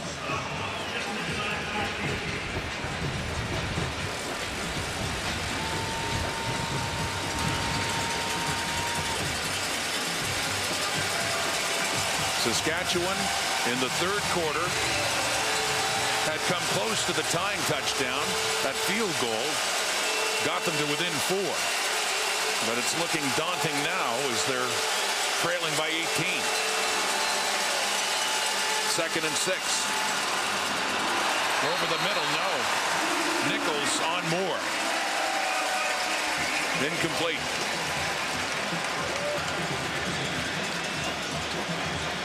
This is just Nichols doing what he's done from the day he came into the league. You see the impact that Willie Jefferson has on the trajectory of that football. This is like Fajardo had to lay it up a little bit to get it over the outstretched arms. Well, they have to go for it now. Under 7 minutes. Down 18 points. 3rd down and 6. Fajardo to the end zone for Schaefer Baker. No. Turned around, tried to get it. Falls incomplete, and for the 3rd time on the night, Saskatchewan has turned the ball over on down.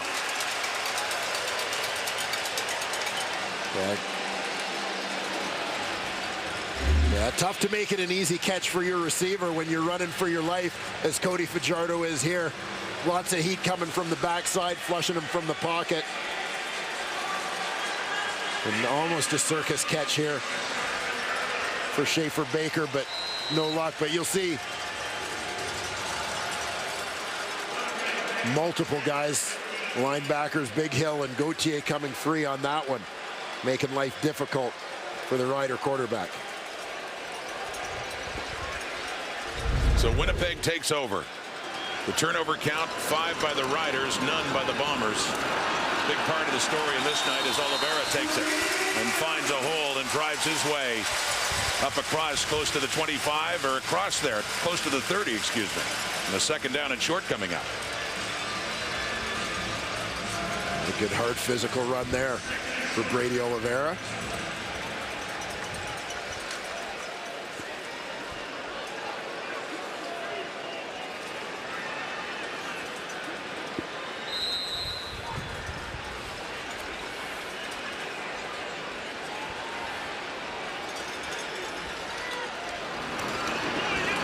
We'd like to welcome our viewers on TSN's 1 and 4. Rod Smith, Dwayne Ford, Britt Dort here in Winnipeg, where the Bombers saw Saskatchewan get back in this game in the 2nd half, only to strike quickly on 2 possessions to open up a 31-13 lead.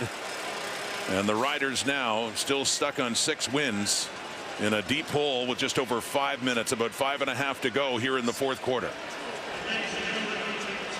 It's just great phenomenon we've seen watching the Winnipeg Blue Bombers play throughout this season, as it's kind of like it doesn't matter what has happened through the first 45 minutes of a game.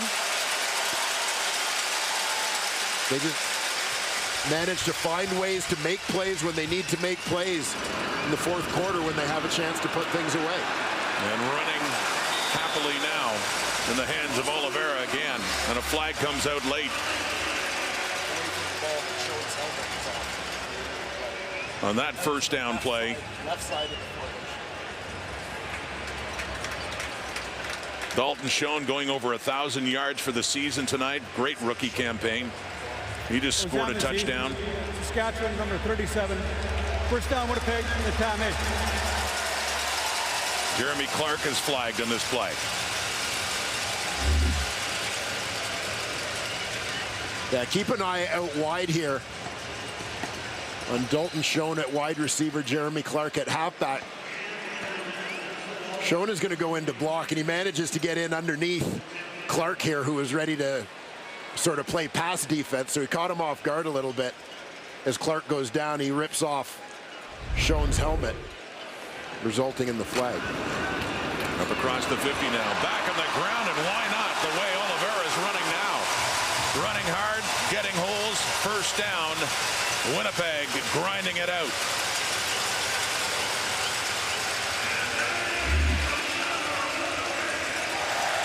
No surprise what's coming. 6-0 linemen in the game, bringing receivers into the box to block. They're clearly running the football.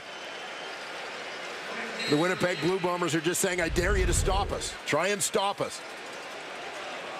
And the Riders can't as Oliveira blasts that one up the middle. 11 carries for 81 yards now for Brady Oliveira. With the ball now to the Saskatchewan 45. And killing the clock too with under 4 minutes to go. And that 18-point lead back in the hands at 20. Oliveira inside the Saskatchewan 40. And a second and short coming up. Timeout, Saskatchewan. And the Riders call a timeout. As the Bombers appear to be heading closer to their 13th win. Coming into this game at 12-2. We'll watch for the battle continuing between 37 Jeremy Clark in the middle of your screen and Dalton Schoen. Two competitive guys getting after it here. Buck Pierce, the offensive coordinator, mentioned Winnipeg's offense produced only 8 net yards in the third quarter. We were wondering where that offense had gone, and then a couple of plays later, they're in the end zone. They get the ball back. They're quickly in the end zone again, opening up their big lead again. And all on the ground again for Oliveira, who gets another Winnipeg first down. Yeah, he wants to eat. He's eating a lot in this drive.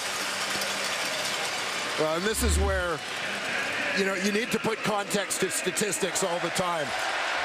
And so often we see numbers with running backs that talked about with Andrew Harris for years, right? When Andrew Harris rushes for X number of yards, the Winnipeg Blue Bombers win. Well, it's kind of this chicken or the egg thing, right? Are they winning because he's running, or is he running because they're winning? And it's sort of that ability to really grind out the game, put the game away with that run game when you have a lead. And people can't stop you. The Bombers continuing to do it now with Brady Oliveira at running back. I sense he doesn't care as long as he's getting the ball and getting to do what he loves to do. That time a little bit different from the other ones as he's limited to next to nothing on that play. But Winnipeg's in complete control late here in the fourth quarter. Great crowd on hand tonight at IG Field. Many of these fans having their trips paid for from parts of northern Manitoba, Northern Ontario, none of it as well. Over 1,200 Indigenous fans coming here to watch this game on National Day for Truth and Reconciliation. And just a couple of minutes to go, you saw the Lions in Vancouver at home against Ottawa. That one is coming up, part 2 of the doubleheader. Big performance overall for Winnipeg tonight. Looking to just take home their 13th victory of the season and get closer to another first place finish in the West for Mike O'Shea. As it stands with this victory coming up, guaranteed at least a home playoff date. A lot of success in the last few years. Yeah, and you talked about Mike O'Shea as the longest tenured head coach in the Canadian Football League. And, you know, the first couple years here in Winnipeg weren't easy, and there were people wondering how long a leash he was going to have, you know, how long the opportunity was going to last. Well, patience is a virtue. You know, I mean, anybody who knows Mike O'Shea recognizes that this is a guy who is going to be a very good head coach. On 3rd and 5, they go for it on the sweep for Rasheed Bailey, who does not get it, so they will turn it over on downs, electing not to go for the field goal late in this ball game, up by 18.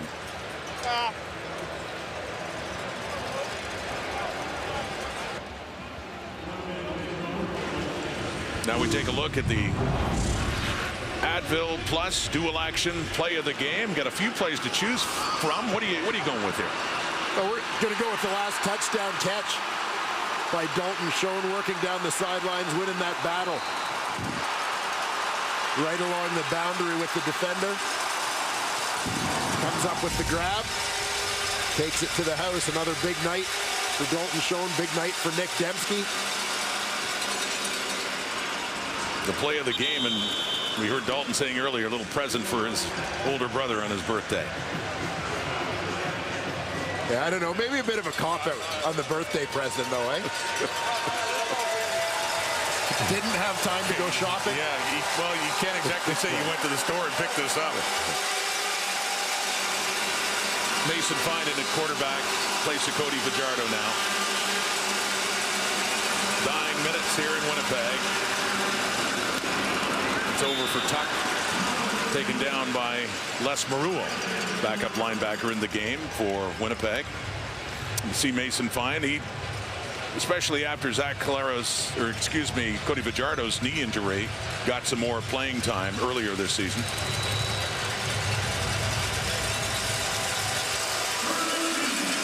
Always value in getting your backup quarterback some reps.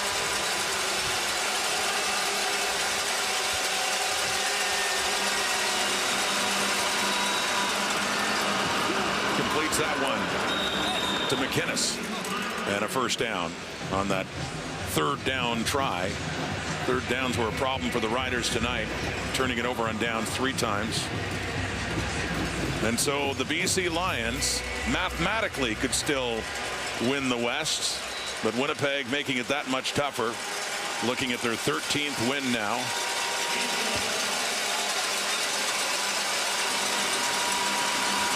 The Lions with 9. And intercepted. Brandon Alexander nearly put the icing on the cake there as Logan Ferland prevents him from getting into the end zone. Alexander, his second game back, hadn't played at all this season till his return in Hamilton a couple of weeks ago. Oh my gosh, Gagi. Winnipeg on. Roughing the passer, Winnipeg number 5. First down, Matame, Saskatchewan. So no pick for Alexander as Willie Jefferson is called for roughing the passer as the Rider offense will stay on the field. And watch Willie Jefferson here, starts upfield, and then he's going to split the tackle and guard. Both get hands on him. Neither one blocks him.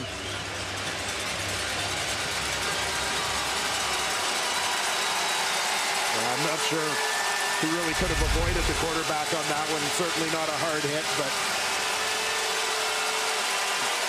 doesn't matter the circumstances of the score. If Mike O'Shea doesn't like it, he doesn't like it. Under a minute to go.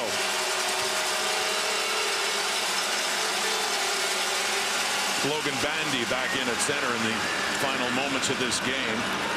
Braden Lenius taken down on that first down play, and the Bomber 45. So Saskatchewan will fall to 6-9. 3 games to go, and a big one looming larger when you talk about crossover in Hamilton next week. On Friday Night Football, a week from tonight, Tim Hortons Field. They have 6 wins. As it stands now, they would be the crossover team. Hamilton has 4. And more pressure on Fine from Willie Jefferson coming in, and Jake Thomas finishing it off. Jake Thomas out of Acadia University gets the sack, but how about Willie Jefferson, who over the last few snaps I think is going to cause Taron Vaughn to lose a little sleep. Beat him inside a couple of times, which has Vaughn set up that time for Willie to just blow around the outside on him.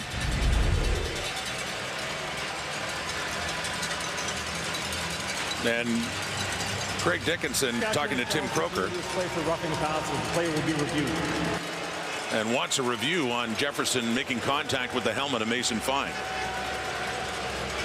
Yeah, he definitely clipped the helmet as he came over the top, looking to make a tackle. Jefferson coming from the left side of your screen as he comes in, originally with the hands up looking for the block, and then came down as he tried to make the tackle as the quarterback still had the ball, hits him in the head. So it should be a successful challenge here for Craig Dickinson.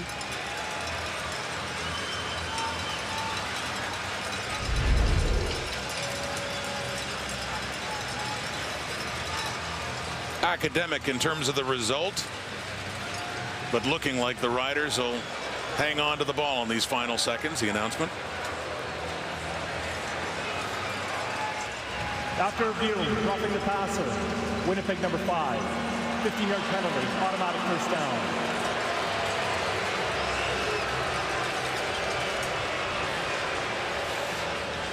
Willie Jefferson was a member of the Saskatchewan Roughriders the last time that the Riders beat the Bombers here in Winnipeg. That was back in 2018. It's been Bomber dominance in this rivalry of late. And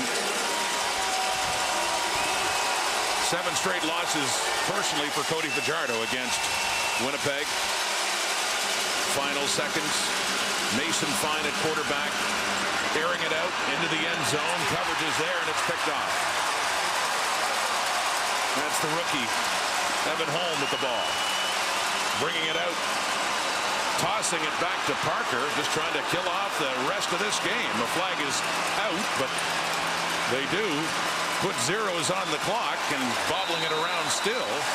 And tempers start to flare.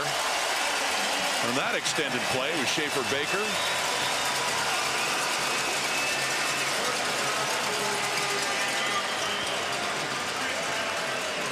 Taron Vaughn. Riders didn't like that. And some words being exchanged now. Vaughn and Ricky Walker. A tough go in the past month for the Saskatchewan Roughriders as Craig Dickinson is calling them off. But since their last win at BC Place over a month ago,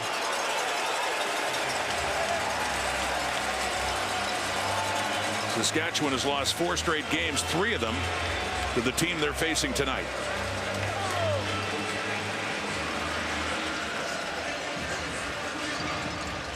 Ozami, Saskatchewan, penalties declined. Game is over.